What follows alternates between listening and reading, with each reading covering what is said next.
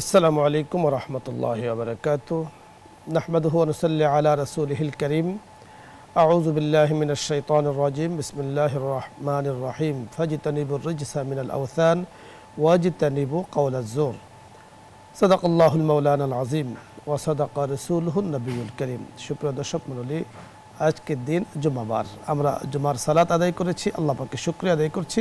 ইয়া রাব্বি লাকাল হামদ কামা ইয়ানবাগি লিজালালি ওয়াজহিক ওয়া আযীম সুলতানিক। জুমার নামাজের পরে নিউজ 24 এর নিয়মিত প্রোগ্রাম ইসলাম আয়োজনে আপনারা শরীক হয়েছেন, স্বাগত জানাচ্ছি, ধন্যবাদ জানাচ্ছি, মোবারকবাদ জানাচ্ছি, শেষ পর্যন্ত থাকার আমন্ত্রণ জানাচ্ছি।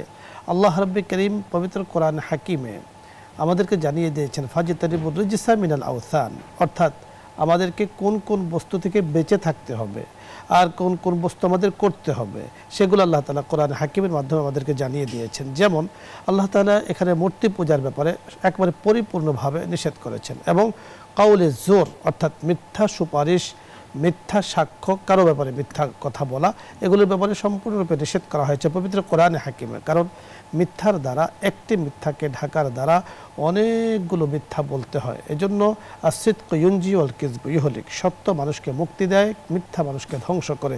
মিথ্যা কথা যেমন বলা যাবে না, মিথ্যা সাক্ষ্য দেওয়া যাবে না, মিথ্যা সুপারিশও করা যাবে না। আমার সুপারিশের মাধ্যমে যদি কোনো ব্যক্তি কোনো গুনাহ করে, তাহলে মিথ্যা সুপারিশের মাধ্যমে সে যত গুনাহ করবে সব কিছুর ভাগ কিন্তু আমাকে ভোগ করতে হবে। তাই আজকে এই গুরুত্বপূর্ণ বিষয় নিয়ে কথা বলবেন বিশিষ্ট ইসলামী চিন্তাবিদ, অত্যন্ত চমৎকার সুন্দর গোছালো আলোচনা করে থাকেন, লিখে থাকেন মুফতি মুজাহিদ হোসাইন ইয়াসিন, শরঈয়া পরিদর্শক, এনসিসি ব্যাংক।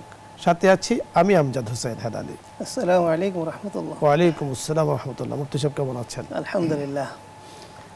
আজকে আপনার কাছে আমরা জানবো যে মিথ্যা সুপারিশ বা মিথ্যা সাক্ষ্য এর গুরুত্ব অনেক বেশি। বিশেষ করে অনেক ক্ষেত্রেই আদালত যেমন আছে, আদালত ছাড়াও আছে যে কারো ব্যাপারে আপনি একটু সুপারিশ করলেন, সেই সুপারিশটা মিথ্যা, বাস্তবতার সাথে কোনো মিল নেই। তো আসলে এর পরিণাম কোরআন ও সুন্নাহর মধ্যে ভয়াবহ বলা হয়েছে। আপনার কাছে এই সম্পর্কে আমরা শুনবো। ধন্যবাদ আপনাকে। এমন একটি বিষয় আপনি চুজ করেছেন যেটি আসলে সাধারণত আমরা বিভিন্ন টিভি প্রোগ্রামে গিয়ে থাকি, আলোচনা করে থাকি। আসলে এই বিষয় আমি খুব বেশি আলোচনা শুনিনি বা করার সুযোগ হয়নি। এটা আপনারা এখানে উপস্থাপনের একটা সুযোগ দিয়েছেন, এই জন্য ধন্যবাদ। অত্যন্ত জরুরি বিষয় আমাদের এই জাতির জন্য, বিশেষ করে বাঙালি জাতি। এখন যে বিষয়টার অত্যধিক মানে প্রসার ঘটেছে, একেবারে এটা বৈধ, একটা অবৈধ জঘন্য কাজ, যেটা মিথ্যা কথা, মিথ্যা সাক্ষ্য।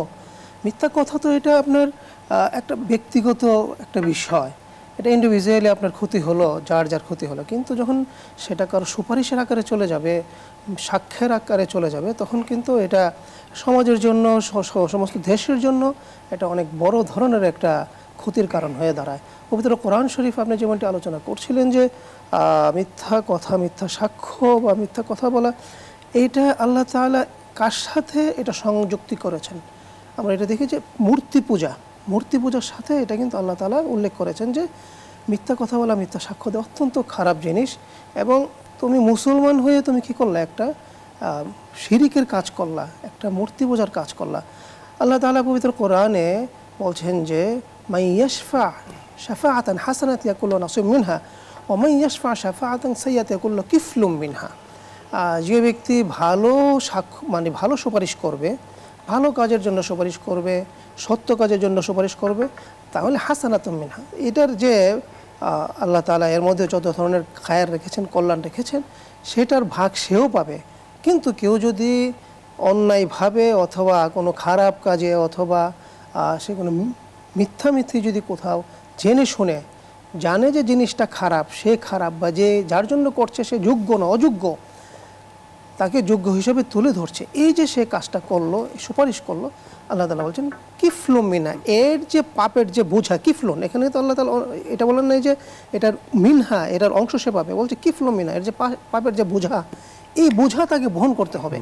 অত্যন্ত অনেক বড় বিষয় এটা। ওই দেখুন তো ফাদিল ওয়ালাউ কানা যা কুরবা, তুমি যখন আল্লাহ তাআলা বলছেন যে তুমি তো সব সময় তুমি সত্যের উপর থাকবে, আদলের উপর থাকবে, যখন কথা বলবে ন্যায়সঙ্গত বলবে, এটা যদিও তোমার অত্যন্ত যারা নিকটবর্তী, যারা আত্মীয় স্বজন, তোমার রক্তের ব্লাডের যাদের সম্পর্ক, যাদের সাথে তোমার আছে, তাদের বিরুদ্ধে গেল, ইয়া আইয়ুহাল্লাযীনা আমানু কুনু কওয়ানা বিল কিসতি শুহাদা লিল্লাহি ওয়া আলা আনফুসিকুম আবিল ওয়ালিদাইন ওয়াল আকরাবিন। তোমার মা বাবার বিরুদ্ধেও যদি তোমার কথা সত্য কথাটা চলে যায়, তুমি সেখান থেকে পিছপা হওয়া যাবে না, তুমি পিছপা হতে পারবে না। আল্লাহ রাসূল সাল্লাল্লাহু আলাইহি ওয়াসাল্লামের কাছে আসছে বনি মাখজুমের এক মহিলা চুরি করেছে। সে অনেক শরীফ ছিল, অর্থাৎ কি বলে সম্ভ্রান্ত ছিল। আসছে যে সে চুরি করেছে, এখন তার কি হবে। তো উসামা যায়েদ রাদিয়াল্লাহু তাআলা আনহু তিনি সুপারিশ করলেন যে তার ব্যাপারে কিছু করা যায় কিনা। আল্লাহ রাসূল সাল্লাল্লাহু আলাইহি ওয়াসাল্লামের চেহারা লাল হয়ে গেছে, রাগে লাল হয়ে গেছে। তুমি হুদুদ, আল্লাহ তাআলার হুদুদের মধ্যে তুমি কি বল কথা বলছো, যেখানে আল্লাহ তাআলা সীমা দিয়ে দিয়েছেন, এর মধ্যে কোনো কথা বলা যাবে না।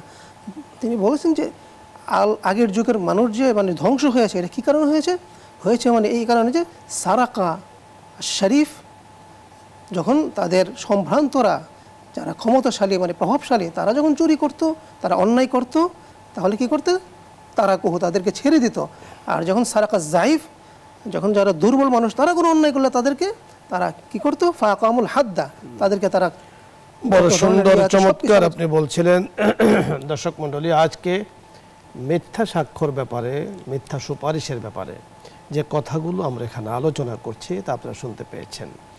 যে মিথ্যা সাক্ষ্য একজন মানুষকে একেবারে সমাজের, রাষ্ট্রের এবং বিভিন্ন অবস্থান থেকে একেবারে অতল গহ্বরে তাকে নিয়ে যায় মিথ্যা সাক্ষ্য। এবং মিথ্যা সাক্ষ্যর কারণে আল্লাহ রাব্বি কারীমের কাছে অত্যন্ত নিন্দনীয় সে হয়ে যায়। দেখুন, রাসূল আকরাম সাল্লাল্লাহু আলাইহি সাল্লাম বলেছেন যে আকবরুল কাবায়ের, যে বড় কবিরা গুনাহ, যেগুলো বড় বড় গুনাহ আছে সেগুলো কোনগুলো। তার মধ্যে বলা হয়েছে 1 নম্বরে যে আল ইশরাকু বিল্লাহ, আল্লাহ তাআলার সাথে কাউকে শরীক করা, ওয়া উকুকুল ওয়ালিদাইন, পিতামাতার নাফরমানি করা, এবং ওয়া শাহাদাতুজ জুর, মিথ্যা সাক্ষ্য দেওয়া, মিথ্যা সুপারিশ করা। তাহলে দেখুন যে মিথ্যা সুপারিশ, মিথ্যা সাক্ষ্যটাকে বড় কবিরা গুনার তালিকাভুক্ত করা হয়েছে। এবং বড় কবিরা গুনার মধ্যে শিরিক করা যেমন মহাপাপ, মিথ্যা সাক্ষ্য দেওয়া, মিথ্যা সুপারিশ করা ঠিক অনুরূপভাবে মহাপাপ। অনেক সময় আমরা বিষয়গুলো খেয়াল করি না। আমাদের মুফতি মুজাহিদ হুসাইন ইয়াসিন বড় সুন্দরভাবে বলেছেন যে এই বিষয়গুলো আলোচনা আসে না, আসলে ব্যাপকভাবে আলোচনা আসা দরকার। কারণ মিথ্যা সাক্ষ্যর দ্বারা যেমন একটা পরিবার, একটা রাষ্ট্র, একটা সমাজ নষ্ট হয়ে যায়, ঠিক অনুরূপভাবে মিথ্যা সাক্ষ্যর মাধ্যমে অসৎ একজন ব্যক্তিকেও একেবারে সতের আসনে তাকে পৌঁছানো হয়। আমরা ভোট দিয়ে থাকি, ঠিক ভোটটা একটা সাক্ষ্য, ভোটটা একটা সুপারিশ। আমি তাকে সুপারিশ করে সংসদে পাঠাচ্ছি, এই ব্যাপারে আমি কাকে সুপারিশ করছি, আমি তার চরিত্র, তার মাধুরী, তার জীবনে, তার সকল কিছুকে দেখে আমাকে সুপারিশ করতে হবে, সাক্ষ্য দিতে হবে। কারণ এর কারণে আমাকে জবাবদিহিতা হতে হবে, আল্লাহ পাকের সামনে দাঁড়াতে হবে। আল্লাহ রাব্বি করিম আমাদেরকে কথাগুলো বোঝার তৌফিক দান করুন। মনে রাখতে হবে, আপনার সাক্ষ্যর মাধ্যমে যদি কেউ কোনো অপরাধ করে, তাহলে অপরাধে সে যেমন অপরাধী, আপনি আমি সাক্ষ্য দিয়েছি, আমিও কিন্তু সমান অপরাধী। আল্লাহ তাআলা আমাদেরকে সব ধরনের মিথ্যা সুপারিশ, মিথ্যা সাক্ষ্য থেকে হেফাজত করুন। আলোচ্য বিষয় নিয়ে আপনাদের যদি কোনো কিছু জানার থাকে, বোঝার থাকে, আপনি প্রশ্ন করুন, অথবা ইসলামের কোনো মাস্টার জানার প্রয়োজন হয় আপনি প্রশ্ন করুন, আমরা চেষ্টা করব কথা বলার জন্য।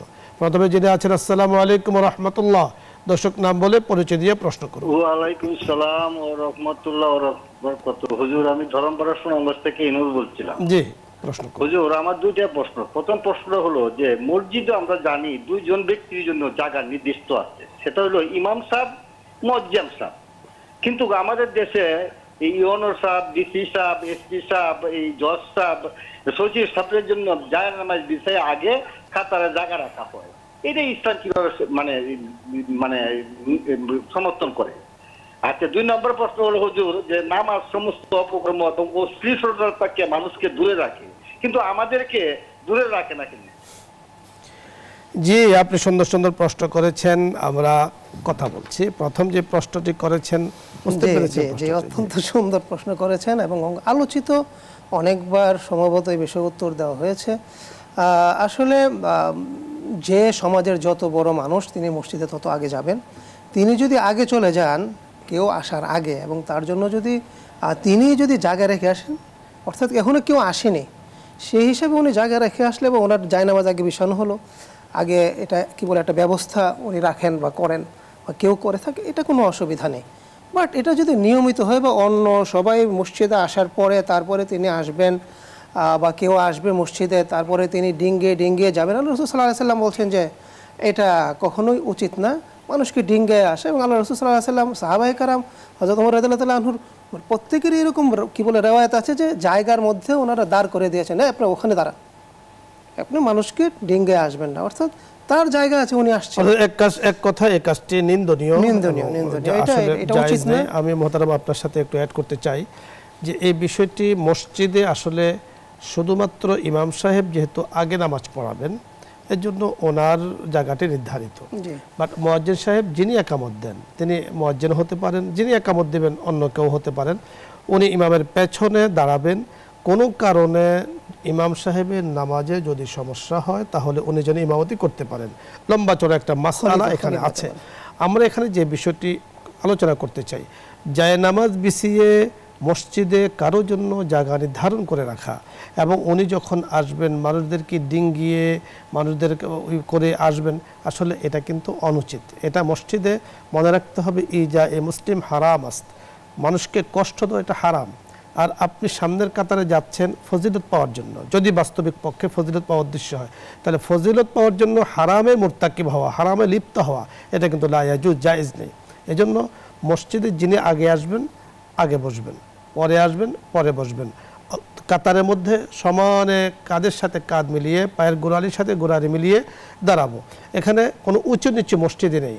আল্লাহ পাকের কাছে মান সম্মান ইজ্জতের ভিত্তি হলো, মানদণ্ড হলো, মাপকাঠি হলো তাকওয়া, তাহারাত। তো যার তাকওয়া বেশি উনি আগে আসবেন, কিন্তু পরে এসে আগে চলে যাওয়া যে উনি আমি মসজিদের একটা কিছু সভাপতি, চেয়ারম্যান অথবা সেক্রেটারি অথবা অমুক কিছু তমুক, এটা এই পাওয়ারের কারণে মসজিদে আগে আসলে এটা শরীয়তের দৃষ্টিতে এটা অনুমোদন করে না।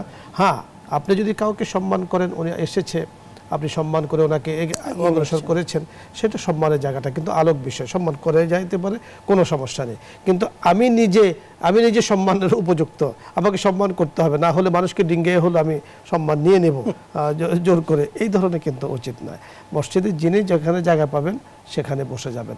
সকলে পুরো মসজিদ তো আল্লাহর ঘর।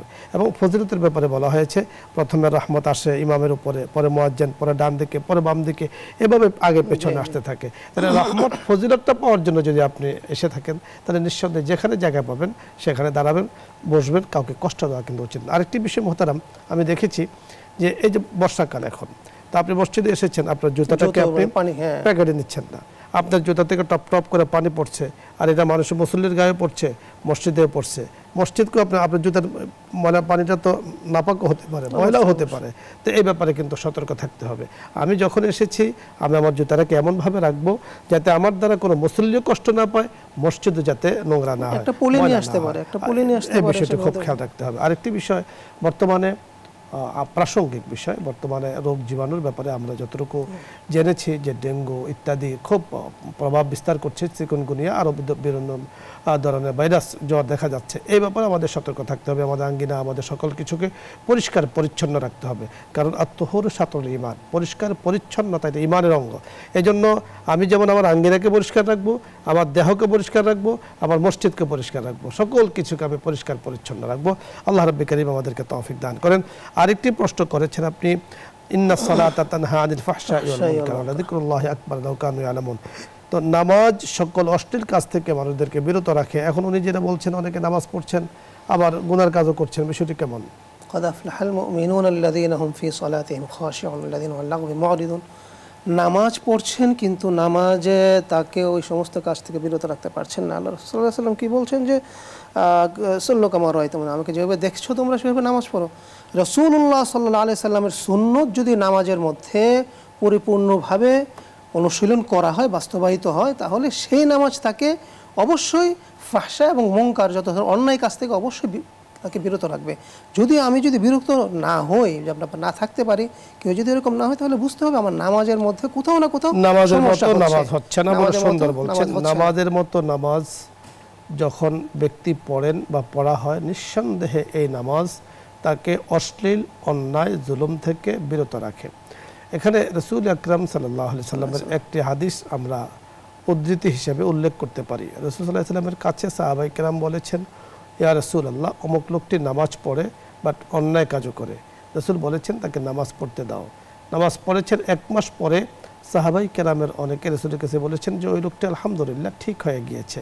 রাসূল বলেছেন যে আগে তার নামাজের ত্রুটি ছিল, তাই অন্যায় অশ্লীল কাজে সে যুক্ত ছিল, আর যখন তার নামাজ সুন্দর হয়ে গিয়েছে তখন সকল কাজ থেকে নামাজই তাকে বিরত রেখেছে। এজন্য নামাজের মতো নামাজ হতে হবে। আমার নামাজ আমাকে নিঃসন্দেহে, কোনো সন্দেহ নেই, সব ধরনের গর্হিত অন্যায় অশ্লীল কাজ থেকে আমাদেরকে বিরত রাখবেন। নামাজের মধ্যে অনেকগুলো বিভাগ আছে। প্রথমত হলো অজুটা যেন যথাযথভাবে হয়, কেরাতগুলো যেন সুন্দর হয়, রুকু সেজদাগুলো যেন সুন্দর হয়, নিয়তটা যেন পরিষ্কার পরিচ্ছন্ন হয়, লিল্লাহি রাব্বিল আলামিন, আল্লাহ তাআলার জন্য হয়। এই কথাগুলো মনে রাখতে হবে। পরের দর্শক, আসসালামু আলাইকুম।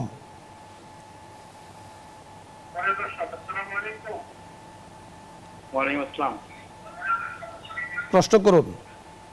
হ্যাঁ হুজুর, যে আপনি মেহমানকে ডাকেন আর মেহমানকে কথা বলতে না দিয়ে আপনি সমস্ত কথা বলেন, এই অনুষ্ঠানটা কেমন যেন লাগে। জি, আপনার জানার বিষয় কি সেটা বলুন। ধন্যবাদ আপনাকে। পরের দর্শক, আসসালামু আলাইকুম। ওয়ালাইকুম সালাম। প্রশ্ন করুন। আসসালামু আলাইকুম। জি, আপনি প্রশ্ন করুন।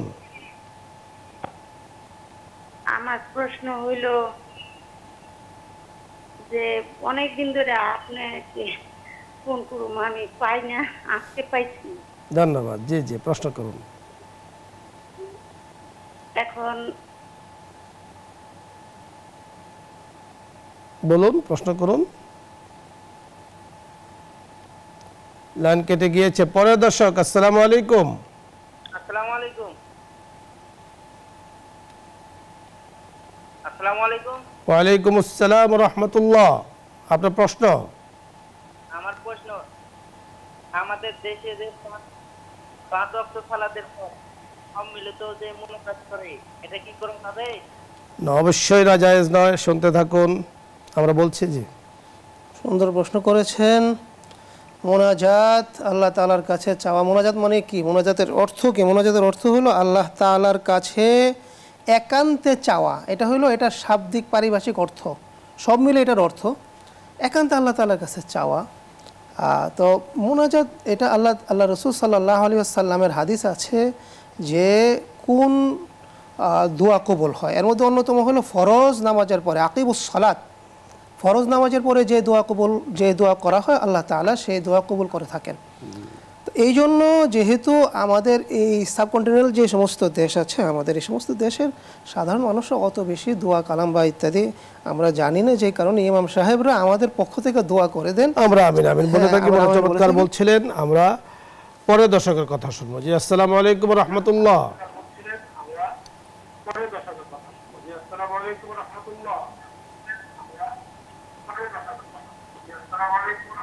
ভলিউম বাড়ানো। দর্শক, ভলিউম কমিয়ে প্রশ্ন করুন।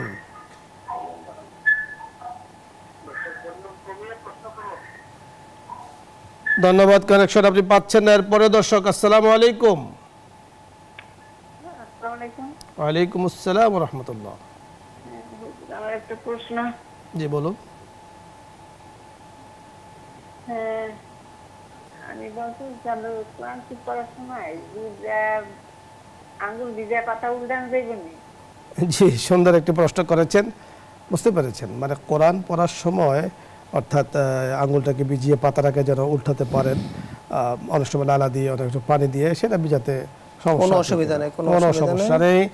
মোহতারাম, ধন্যবাদ আপনাকে। দর্শক মণ্ডলী, আপনাদের সকলকে ধন্যবাদ জানাচ্ছি। দর্শকদের অবগতির জন্য যে বিষয়টি আমরা জানাতে চাই তা হলো, আমরা আমাদের এখানে যে কোনো একটা মাসআলার পরিপূর্ণ আমরা চেষ্টা করি আমল করার জন্য, আমরা আলোচনা করার জন্য। এই জন্য একটা মাসআলা যখন আমাদের এখানে আমাদের দর্শকরা জানতে চান, তো আমরা চেষ্টা করি দর্শকদেরকে এই মাসআলাটার পরিপূর্ণ ধারণা দিতে, যাতে করে উনি এটার উপরে আমল করতে কোনো সমস্যা না হয়।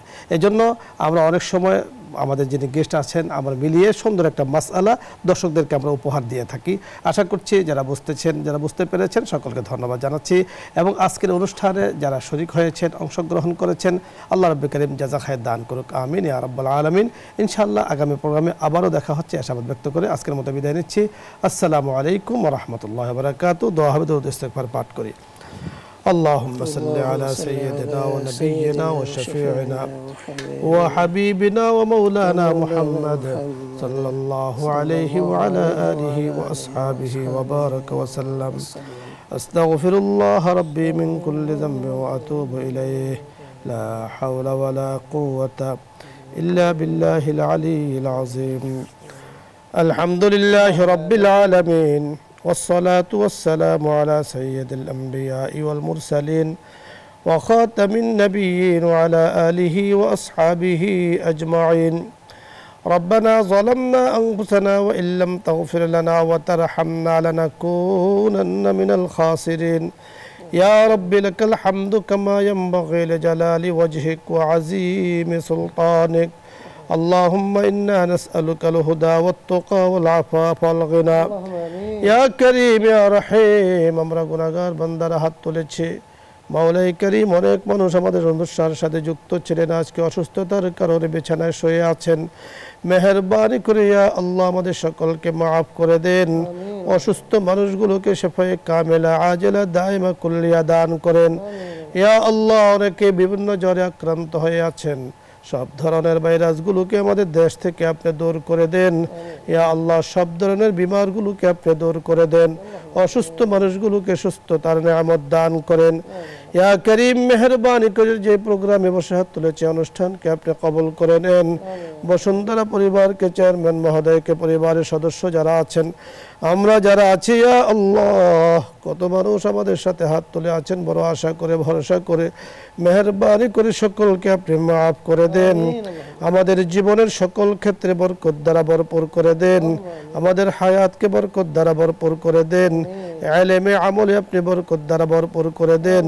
রিজিকে আপনি বরকত দ্বারা ভরপুর করে দেন ইয়া আল্লাহ ইয়া করিম মেহেরবানি করে মাওলাই করিম আমাদের গুনার কারণে কোনো আযাব ও গজব যদি হয়ে থাকে গুনাহগুলোকে মাফ করে দিয়ে আযাব ও গজব থেকে আপনি হেফাজত করেন মাওলাই করিম আপনার খলিল হযরত ইব্রাহিম আলাইহিস সালাতু ওয়াস সালামকে পরীক্ষা করেছেন ইয়া আল্লাহ আমরা কোনো ধরনের পরীক্ষা নিতে পারবো না দিতে পারবো না আমাদের ঈমানের খুব মজবুত নয় আমল মজবুত নয় আমরা দুর্বল মেহেরবানি করে সব ধরনের পরীক্ষা থেকে আমাদেরকে হেফাজত করেন বালা মুসিবত থেকে হেফাজত করেন অন্যায় থেকে আপনি হেফাজত করেন মিথ্যা থেকে আপনি হেফাজত করেন জুলুম থেকে আপনি হেফাজত করেন মিথ্যা আচরণ থেকে আপনি হেফাজত করেন জুম্মাবারের বারাকাত আমাদেরকে দান করেন ইয়া আল্লাহ মেহেরবানি করে যারা হজে গিয়েছেন জীবনে বারবার যাওয়ার তৌফিক দান করেন যারা উমরায় গিয়েছেন জীবনে বারবার উমরা করার তৌফিক দান করেন মাওলাই করিম দেশের জন্য কল্যাণের ফয়সালা করে দেন ইয়া আল্লাহ আজকে যে বিষয় নিয়ে আমরা কথা বলেছি মিথ্যা সুপারিশ মিথ্যা সাক্ষ্য আমাদেরকে হেফাজত করেন ইয়া আল্লাহ অনেক বড় গুনাহ মিথ্যা সাক্ষ্য দেওয়া মিথ্যা সুপারিশ করা মাওলাই করিম এই বড় গুনাহ থেকে আপনি আমাদেরকে হেফাজত করেন ইয়া আল্লাহ পিতা মাতার নাফরমানি থেকে আপনি আমাদেরকে হেফাজত করেন আমাদের সন্তানগুলো যেন ইয়া আল্লাহ পিতা মাতার কথা মতে চলে মাওলাই করিম তাদেরকে সেই বুঝ ইয়া আল্লাহ তাদেরকে সেই সমঝ আপনি দান করেন ইয়া আল্লাহ ইয়া করিম কত মার চোখের পরে সন্তানের জন্য পড়ছে কত বাবা কষ্ট পাচ্ছে ইয়া আল্লাহ অবাধ্য সন্তানগুলোকে পিতামাতার বাধ্য করে দেন ইয়া আল্লাহ মেহেরবানি করে সন্তান যেন পিতামাতার খেদমত করতে পারেন সেই তৌফিক দান করেন মাওলাই করিম ইয়া আল্লাহ মৌতের কষ্ট বড় কঠিন ইয়া আল্লাহ কার কখন কিভাবে মৌত আসে আমরা জানি না আমাদেরকে সব ধরনের কষ্টকর মৌত থেকে হেফাজত করেন স্ট্রোকের মৌত থেকে আপনি হেফাজত করেন হার্ট অ্যাটাকের মৌত থেকে আপনি হেফাজত করেন দ্বীনের সঠিক বুঝ আমাদেরকে দান করেন কালিমা ওয়ালা আমাদেরকে বানিয়ে দেন শের বিদায়ের সময় আমাদের জবানে এইভাবে কালিমা চালু করে দিয়েন লা ইলাহা ইল্লাল্লাহু মুহাম্মাদুর রাসূলুল্লাহ